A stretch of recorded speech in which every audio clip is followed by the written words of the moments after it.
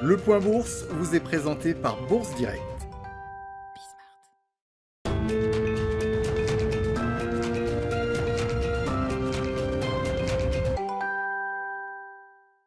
Bonjour à tous, la tendance est dans le vert ce matin à la Bourse de Paris après un début de semaine hésitant.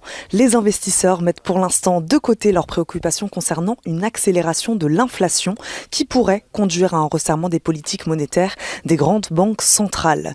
Les marchés préfèrent se tourner vers la réouverture de l'économie. Commerce, lieux culturels et restaurants réouvrent demain dans tout le pays. Avant ça, cette journée de mardi sera largement consacrée à la balance commerciale et aux estimations de croissance dans la zone euro. La baisse pour cette dernière devrait avoir été contenue à 0,6% sur les 3 premiers mois par rapport au 4e trimestre 2020.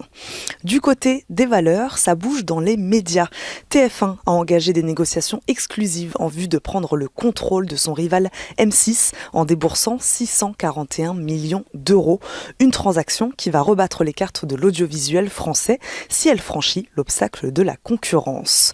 On suivra Danone également, qui a officialisé hier soir la nomination d'Antoine de Saint-Affrique au poste de directeur général du groupe. Engie, qui annonce un nouvel objectif de croissance sur la période 2021-2023. Le groupe mise notamment sur une accélération de son développement dans les énergies renouvelables.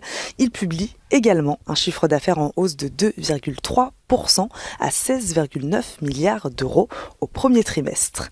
Le groupe Vivendi, lui, songe à vendre 10% supplémentaire d'Universal Music Group à un investisseur américain ou au placement. Le groupe français qui a déjà cédé 20% du MG à un consortium mené par le chinois Tencent prévoit pour l'instant de distribuer 60% de sa filiale à ses actionnaires en vue d'une introduction en bourse d'Amsterdam. Enfin, Iliad, la maison mère de l'opérateur de télécom Free, a enregistré un chiffre d'affaires en hausse de 33% à 1,846 milliards d'euros au premier trimestre, porté entre autres par la bonne dynamique de la fibre en France.